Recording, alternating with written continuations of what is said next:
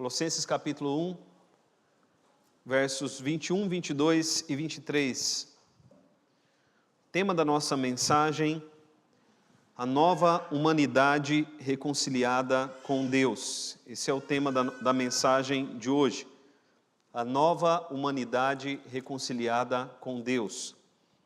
Colossenses capítulo 1, do versículo 21 até o versículo 23.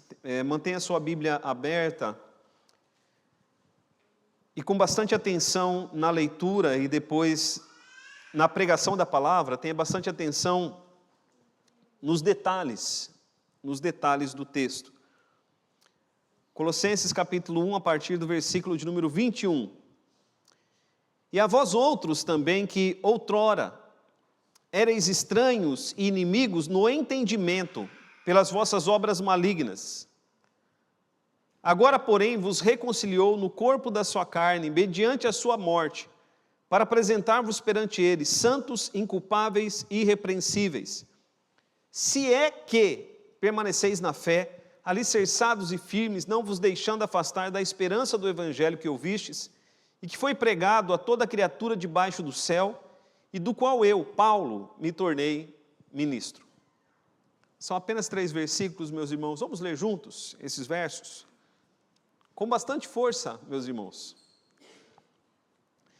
E a vós outros também, que outrora éreis estranhos e inimigos no entendimento, pelas vossas obras malignas, agora, porém, vos reconciliou no corpo da sua carne, mediante a sua morte, para apresentar-vos perante ele, santos, inculpáveis e irrepreensíveis, se é que permaneceis na fé, alicerçados e firmes, não vos deixando afastar da esperança do evangelho, que ouvistes e que foi pregado a toda criatura debaixo do céu, e do qual eu, Paulo, me tornei ministro.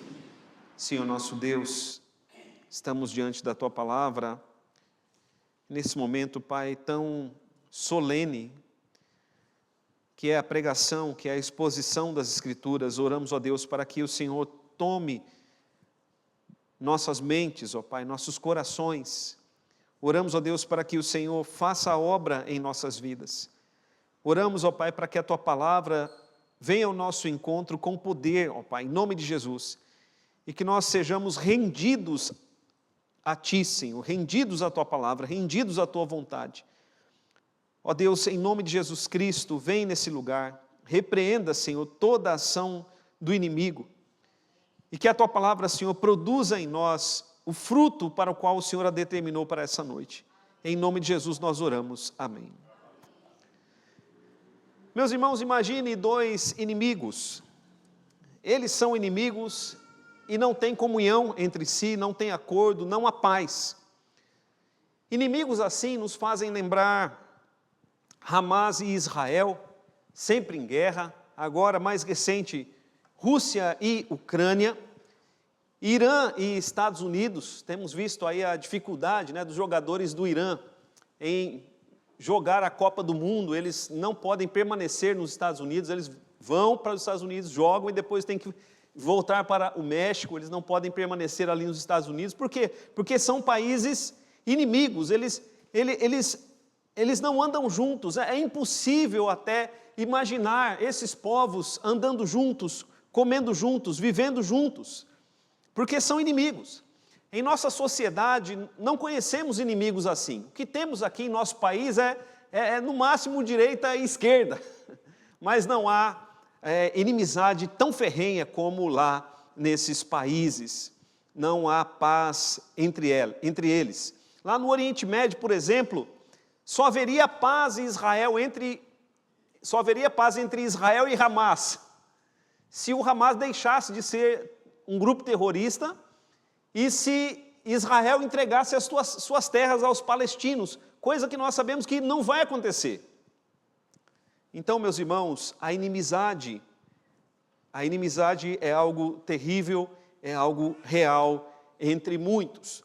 Mas a Bíblia fala, igreja, de uma inimizade entre Deus e os homens. A Bíblia fala de uma inimizade entre Deus e os homens.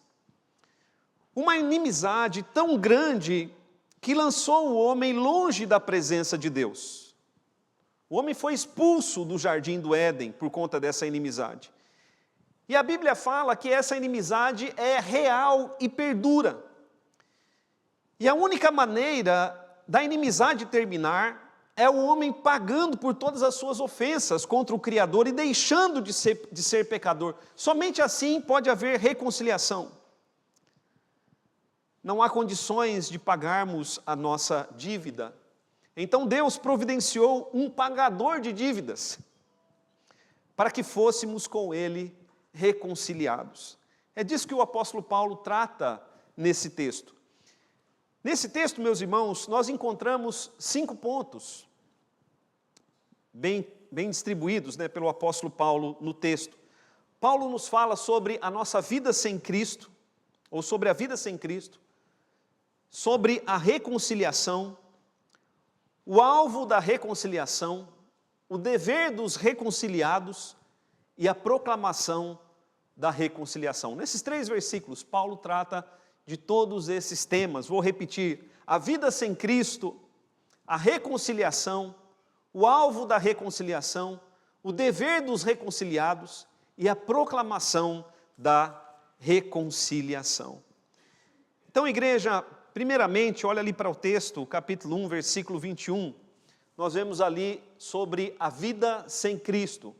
Colossenses capítulo 1, versículo 21, Paulo nos fala sobre a vida sem Cristo. Ele diz assim: e a vós outros também, que outrora éreis estranhos e inimigos no entendimento pelas vossas obras malignas. Outrora éreis estranhos e inimigos no entendimento pelas vossas obras malignas.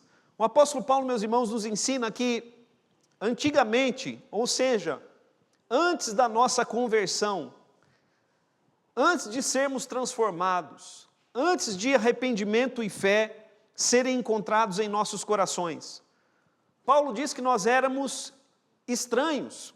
Veja aí o versículo de número 21, ele diz: outrora éreis estranhos. O que significa essa palavra estranhos?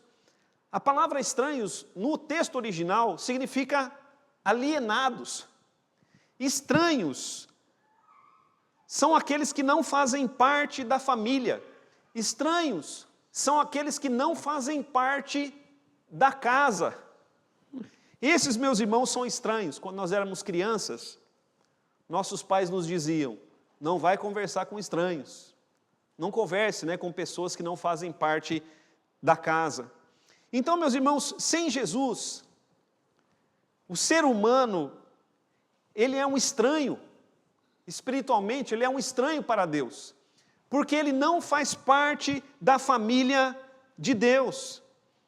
Sem Jesus, o homem não tem parte com Deus. Os irmãos estão compreendendo? Meus irmãos, a sociedade não vê assim. O mundo não vê dessa forma, mas é o que Deus está dizendo, está no texto. O texto está dizendo que sem Jesus o homem é um estranho para Deus, porque ele não faz parte da família de Deus. Mas não apenas estranho, olhe para o texto. O texto diz que sem Jesus o homem é inimigo de Deus. Ele está em inimizade com Deus. Talvez você nunca ouviu falar sobre isso, aqueles que cresceram na igreja, sim, já ouviram falar sobre isso, mas eu tenho certeza que algumas pessoas que estão aqui nessa noite nunca ouviram falar sobre isso, porque nós todos ouvimos falar que Deus ama todo mundo e que Deus é amigo de todos, mas a Bíblia diz que sem Jesus o homem ele é um inimigo de Deus. Na verdade, o nosso tradutor aqui, ele foi, vamos dizer assim, generoso na tradução, porque no texto original a palavra que aparece é que aquela pessoa que está sem Jesus, ela está sob o contrário do amor de Deus, que é o ódio de Deus, a condenação divina. Então, meus irmãos, sem Jesus, a Bíblia diz claramente, a Bíblia diz com todas as letras, não sou eu que estou dizendo, mas é a palavra que diz: sem Jesus, o homem está em uma posição de estranho, não faz parte da família de Deus. Sem Jesus, ele está num estado de inimizade com Deus. Por causa do quê? Qual é o motivo? Paulo diz, por causa do seu entendimento, né? Inimigos no entendimento, pelas vossas obras malignas. Inimigos no entendimento, por causa das vossas obras malignas. O homem sem Jesus, ele não tem entendimento. O homem sem Jesus, ele não compreende a vontade de Deus. O homem sem Jesus, ele anda conforme a sua cabeça, ele anda conforme os seus instintos. E por isso ele é totalmente dirigido pelo maligno. Quando Paulo fala aqui a respeito de obras malignas, meus irmãos, não é simplesmente obras más, mas são obras que são conduzidas pelo diabo. São obras que são conduzidas pelo diabo. Jesus disse a um grupo de homens, a um grupo de judeus incrédulos, vocês são do maligno e querem fazer a vontade dele. O apóstolo Paulo mostra na epístola aos Efésios, capítulo 2, a partir do versículo 1, e também no capítulo de número 4, que o homem sem Jesus tem o seu entendimento, ele tem a sua mente, o seu entendimento dirigido pelo maligno. Os irmãos estão compreendendo a profundidade disso? Veja, meus irmãos, o que a palavra de Deus diz é algo muito sério. Sem Jesus, os homens são estranhos, inimigos, porque eles não têm entendimento, eles não têm compreensão de Deus, da vontade de Deus, e vivem assim, então, conforme as suas obras malignas. E a grande questão que devemos refletir, então, nesse momento é, quem governa o seu entendimento? Quem governa a sua mente? Ou temos a nossa mente governada pelo Senhor, ou temos a nossa mente governada pelo maligno. E Paulo mostra que antes da nossa conversão, todos nós, tínhamos a nossa mente governada pelo maligno. As nossas ações eram malignas, porque éramos governados pelo maligno. A Bíblia chama Satanás de o príncipe, de o governador deste mundo. E porque este mundo vive, então, sob a administração de Satanás, né? Vive no pecado. É por isso que esse mundo é estranho e inimigo de Deus no seu entendimento e nas obras malignas. É assim que a Bíblia fala.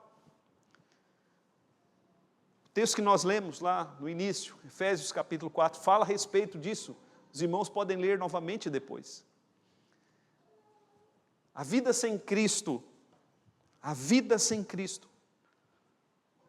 por mais tranquila e por mais sociável que seja a vida do ser humano, a vida sem Cristo é uma vida de inimizade com Deus, é uma vida de estranheza com Deus. Nós vimos nessa manhã Jesus falando do Espírito Santo. O mundo não recebeu o Espírito Santo, não vê. O mundo não tem o Espírito Santo. Agora a igreja, meus irmãos, ela tem o Espírito Santo. E isso faz diferença, uma diferença total. Mas veja o que Deus fez. Deus nos reconcilia com Ele. Foi Deus mesmo quem nos reconciliou com Ele. Paulo nos fala então a respeito da reconciliação. Veja o versículo de número 22. Diz assim: agora, porém, vos reconciliou no corpo da sua carne, mediante a sua morte. Amém, meus irmãos? Leia comigo essa parte do versículo que eu li. Vamos ler juntos. Agora, porém, vos reconciliou no corpo da sua carne, mediante a sua morte. Deus, para nos aproximar dele mesmo e acabar com a estranheza e a inimizade, Deus se fez homem por meio de Jesus. Deus se encarnou, Ele se tornou homem. E por meio da humanidade de Cristo, indo Jesus até a cruz, morrendo ali na cruz pelos nossos pecados, assim foi que Deus reconciliou o homem com Ele. mas não todos os homens. Somente aqueles que creem em Jesus. Amém, meus irmãos? É através da fé e do arrependimento que nós somos levados à reconciliação com Deus. Não havia esperança para nós, mas Deus enviou seu Filho por amor para nos reconciliar com Ele. Paulo fala aqui a respeito da humanidade de Jesus, foi na sua carne, veja ali o versículo de número 22. Agora, porém, no corpo da sua carne, ou seja, foi na sua carne, mediante a sua morte, que nós fomos reconciliados. Isso, meus irmãos, porque Jesus ele era plenamente homem e ele era plenamente Deus. Como pleno homem, ele pôde pagar por todos os nossos pecados. Ele foi o nosso representante diante de Deus. E como Deus, o sacrifício de Cristo tem valores de proporções infinitas. Por isso, meus irmãos, a morte de Cristo na cruz é suficiente e eficaz para nos reconciliar com Deus. Isso, igreja, é maravilhoso, porque Deus mostra que foi assim que Ele nos reconciliou com Ele. Muitas pessoas acham que serão reconciliadas com Deus através de suas obras, ou através de penitências, quando a Bíblia diz claramente que não. A reconciliação vem por meio de Cristo Jesus. É preciso crer em Cristo, é preciso entregar a vida a Ele, porque é somente através de uma entrega total a Cristo que nós somos reconciliados com Deus. Quando você se apropria pela fé da obra de Cristo, 3 coisas acontecem na sua vida. 3 coisas acontecem na vida daqueles que se apropriam pela fé da obra de Cristo. A primeira delas, meus irmãos, é uma mudança de mente, uma mudança de entendimento. Amém, igreja? Amém. Na Bíblia, arrependimento e conversão é uma palavra só. É uma palavra só que, dependendo do contexto, é traduzida por arrependimento e, dependendo do contexto, é traduzida por conversão. Arrependimento na Bíblia é metanoia, mudança de mente. Nós vivemos falando, a respeito dos noia na rua. Por que noia? Porque a droga afetou a mente. Noia é mente. E na Bíblia, metanoia é uma nova mente, uma mente transformada, é arrependimento. Amém, igreja? Então, se antes da nossa conversão, versículo 21 diz isso, se antes, outrora, nós éramos inimigos no entendimento, nós éramos inimigos por causa da nossa mente, da forma como pensávamos, agíamos. Agora, uma vez em Cristo, Deus muda a nossa mente. Amém, meus irmãos? E nós temos uma nova mente, temos a mente de Cristo, e a mente de Cristo nos leva a fazer e a viver toda a vontade de Deus. Olha só como é importante, meus irmãos, essa questão da mente, porque a mente, quando ela não é de Cristo, ela é do maligno e leva o homem a viver segundo a vontade do maligno, segundo o curso desse mundo, segundo o príncipe da potestade do ar, como Paulo fala lá em Efésios. Mas uma vez que você recebe uma nova mente, a mente transformada, a mente de Cristo, você passa a fazer toda a vontade de Deus. Crianças e adolescentes, nós temos encontrado uma nova geração. Uma geração que não adianta dizer para eles, não faz isso, porque os nossos pais diziam, não faz isso, e a gente não fazia. Hoje, essa nova geração, se a gente fala, não pode isso, eles logo dizem, por quê? Por que eu não posso fazer? Por quê? Eles precisam saber o porquê. Eles querem conformar a sua mente às razões, os motivos do porquê. E é isso, meus irmãos, que Cristo faz conosco. Cristo, pelo poder do Espírito Santo, nos dá uma nova mente. E com essa nova mente, Ele muda a nossa disposição. Nós passamos a fazer a vontade de Deus. Essa nova mentalidade que Deus nos dá, nos faz deixar as obras malignas. Essa nova mentalidade vem do Espírito Santo. É Ele quem muda a nossa mente, habitando em nós, e nos guia a toda vontade de Deus. Mas duas coisas acontecem quando nós nos apropriamos da obra de Cristo pela fé. A segunda coisa, a primeira é uma mudança de mente, a segunda é deixar de ser estranho e passar a ser da família de Deus. Amém, meus irmãos? Porque quando Paulo diz, outrora vós erais estranhos, o contrário é verdadeiro. Outrora éramos estranhos, agora nós somos da família de Deus. E quem é da família tem acesso a Deus. Quem é da família toma a Santa Ceia. Ou seja, se assenta à mesa com Deus, porque nós cremos que na hora da Santa Ceia, Cristo está presente. Nós deixamos, meus irmãos, de ser estranhos e passamos a ser da família. A terceira coisa que acontece é que acaba a inimizade. Acaba a inimizade. Se antes nós éramos inimigos de Deus, agora recebemos um novo estado, o estado de amigos de Deus. Uma canção diz, não existe nada melhor do que ser amigo de Deus. Há uma nova relação entre os convertidos e Cristo. Há uma nova relação entre os convertidos e Deus.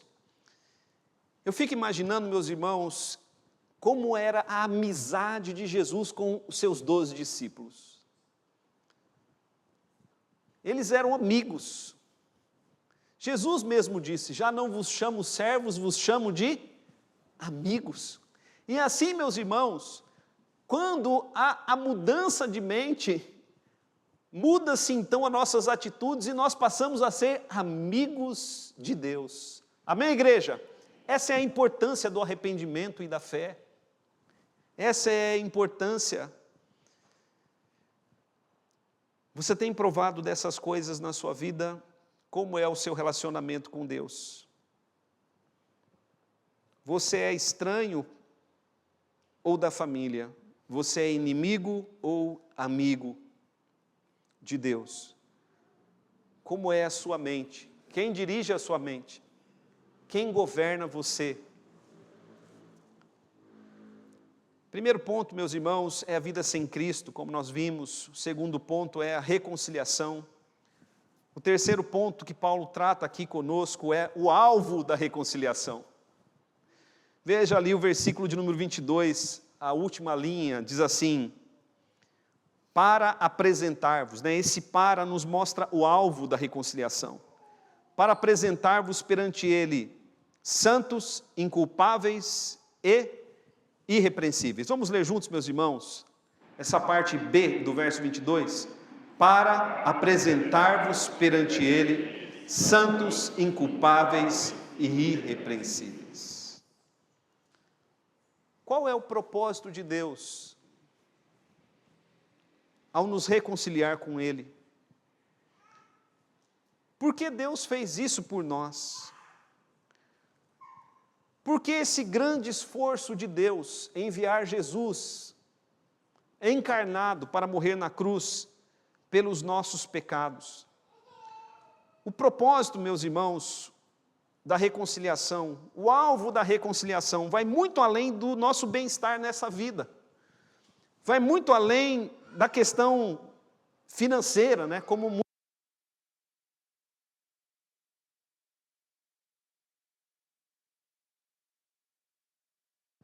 coloquei uma pilha nova e acabou a bateria.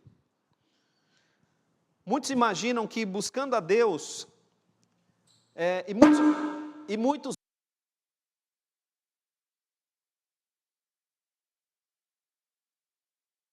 desliga o outro, liga esse. Obrigado. Muitos buscam a Deus simplesmente pelo bem-estar nesse mundo.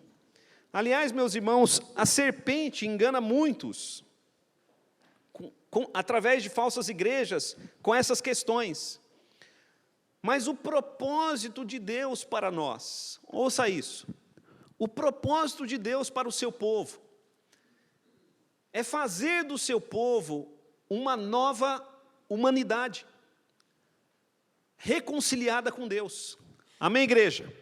É disso que o apóstolo Paulo vem tratando. Essa nova humanidade, meus irmãos, ela está sendo trabalhada por Cristo. O apóstolo Paulo diz que é Cristo, veja ali, é Cristo quem vai nos apresentar perante o Pai. É Cristo. Então essa nova humanidade está ligada a Cristo, está sendo trabalhada por Cristo. E o propósito dessa nova humanidade que Cristo apresentará ao Pai é que ela seja santa, inculpável e irrepreensível. Santa, inculpável e irrepreensível. Esse é o propósito da reconciliação. Esse é o alvo da reconciliação, meus irmãos. E são maravilhosos os alvos, porque Deus está santificando um povo. A palavra santos aí significa separados. Deus está, por meio de Cristo, separando um povo. Esse povo será inculpável, não porque não tem pecado, mas porque Cristo remove a nossa culpa. Porque Ele tomou o nosso lugar na cruz.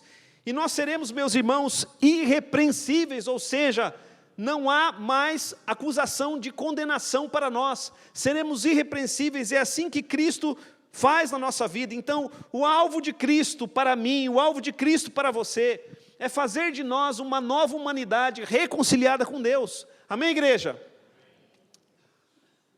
Esses 3 pontos aqui, santos, inculpáveis e irrepreensíveis. Eles são algo para agora, ou seja, nós devemos cooperar com Deus, porque se esse é o alvo de Deus para a minha vida, esse também deve ser o meu alvo de vida. O meu alvo de vida é ser um novo homem e uma nova mulher, agora reconciliados com Deus. O meu e o seu alvo de vida deve ser viver em santidade,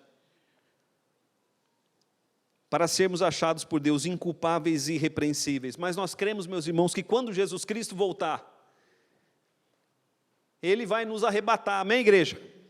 Quem estiver vivo não vai morrer, mas quem morreu vai ressuscitar dentre os mortos. E vai ser levado por Cristo, nós seremos levados por Cristo, esse é o arrebatamento. E Cristo nos apresentará ao Pai, como um povo, como uma nova humanidade, santos, inculpáveis e irrepreensíveis. Esse é o alvo da reconciliação. E qual é o nosso dever então? É o 4º ponto que Paulo trata ali no versículo de número 23. Qual é o nosso dever? Qual é o dever dos reconciliados? O nosso dever, Paulo diz ali, é permanecermos firmes na fé, alicerçados e firmes, não nos deixando afastar da esperança do Evangelho que ouvimos e que foi pregado a toda criatura debaixo do céu. Esse é o nosso dever, meus irmãos, porque Paulo diz ali, se é que, ou seja, ele coloca uma dúvida, porque tudo que nós vimos aqui não é para todos, está à disposição de todos, mas não é para todos. É para aqueles que têm uma fé bem alicerçada e firme, que não se deixam afastar da esperança do Evangelho que têm ouvido. É interessante que muitos ouvem o Evangelho, mas não permanecem firmes. Por quê? Porque estão construindo a sua vida cristã como quem constrói uma casa sem alicerces. E nós sabemos o que acontece quando se constrói uma casa sem alicerces. Quando vem a tempestade, a casa desaba, Mateus capítulo 7. Mas aqueles que têm uma fé firme, veja ali o versículo 23, bem alicerçada, como quem está construindo uma casa sobre firmes alicerces, esses permanecem no Evangelho até o final. Nada pode afastá-los, veja ali o final do versículo 23, nada pode afastá-los da esperança do Evangelho que ouviram e que receberam.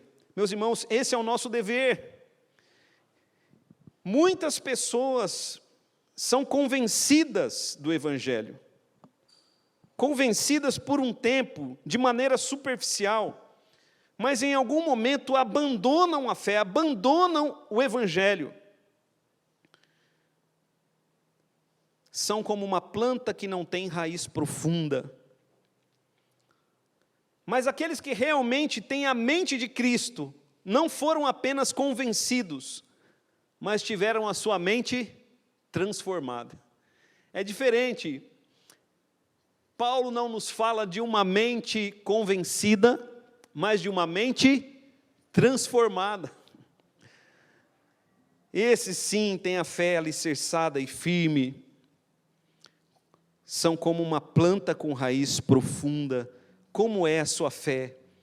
Você está convencido do Evangelho ou você foi transformado pelo Evangelho? E a resposta, meus irmãos, está nas nossas obras. Ou as nossas obras refletem a mente de Cristo, ou as nossas obras refletem a mente do inimigo. Ou as nossas obras refletem o senhorio de Cristo, ou as nossas obras refletem o senhorio do inimigo. Esse é o dever dos reconciliados. Paulo ainda fala aqui de uma quinta coisa, um quinto ponto, que é a proclamação do verdadeiro evangelho por todo mundo. O que Jesus disse à igreja? Ide e pregai. Quem crer e for batizado será salvo, quem não crer será condenado. Nós devemos, meus irmãos, ir e pregar o evangelho a todas as pessoas, a toda criatura debaixo do céu. O evangelho deve ser pregado, porque assim Deus, por meio do evangelho, Deus vai formando a nova humanidade, reconciliando os homens com Ele. Por meio do evangelho, Deus vai desfazendo as obras do diabo e vai nos dando a mente de Cristo, o nosso Senhor.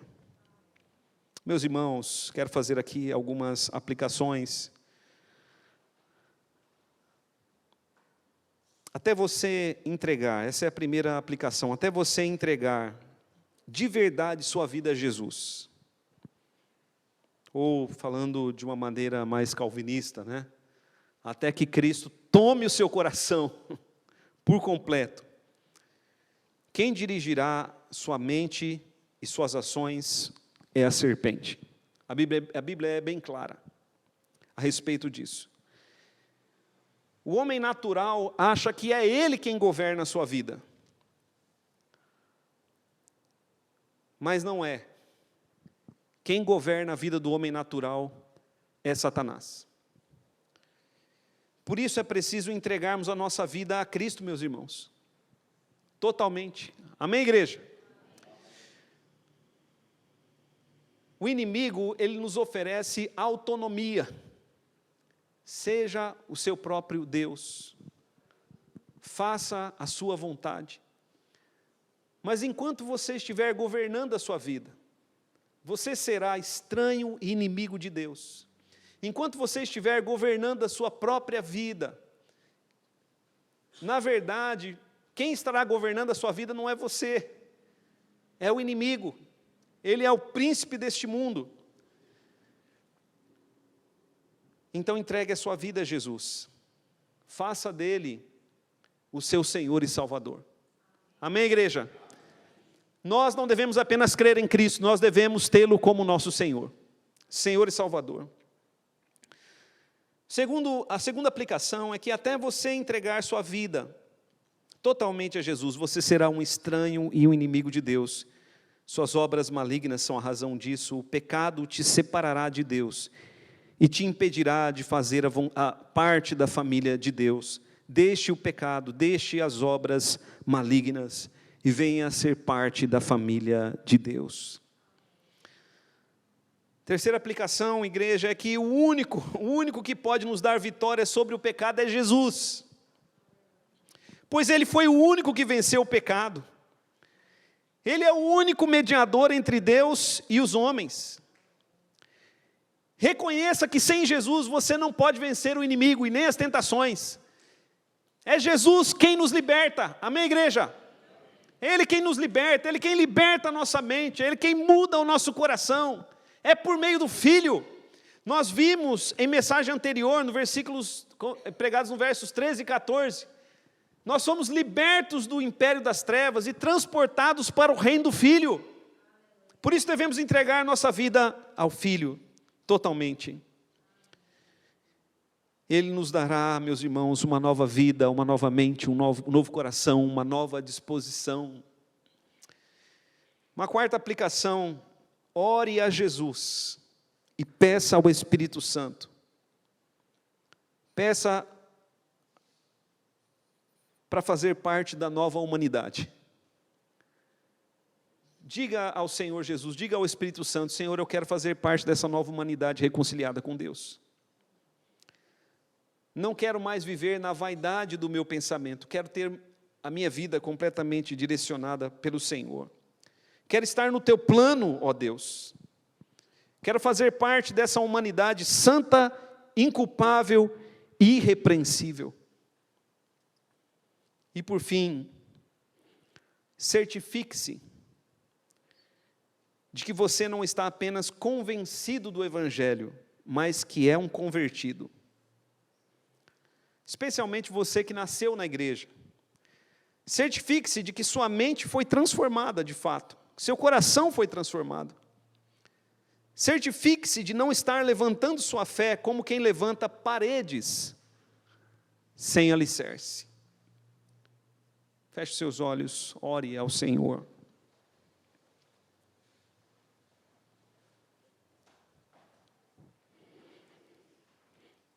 Fale com Deus agora.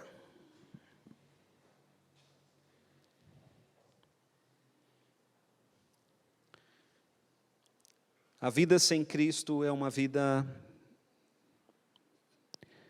distante de Deus.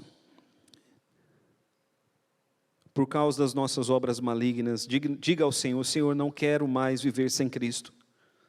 Não quero mais andar nas obras malignas. Quero entender ao Senhor, entender a tua vontade e andar nos teus caminhos. Por meio de teu Filho Jesus, reconcilia-me contigo, ó Deus.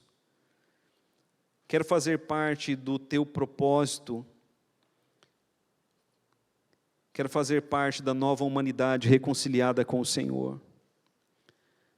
Quero ter uma fé firme e bem alicerçada. E quero proclamar a tua reconciliação a todas as pessoas. Pai amado, em nome de Jesus Cristo, nós estamos diante de Ti, ó Deus, diante da Tua palavra. Te louvamos, ó Pai, pelo Teu grande amor, revelado na cruz, onde o Senhor enviou o Teu Filho, para que no corpo da Sua carne nos reconciliasse contigo. Te louvamos, ó Deus, pelo Teu grande amor, amor, Senhor, insondável para nós. Porque o Senhor nos amou? Quem somos nós, ó Pai?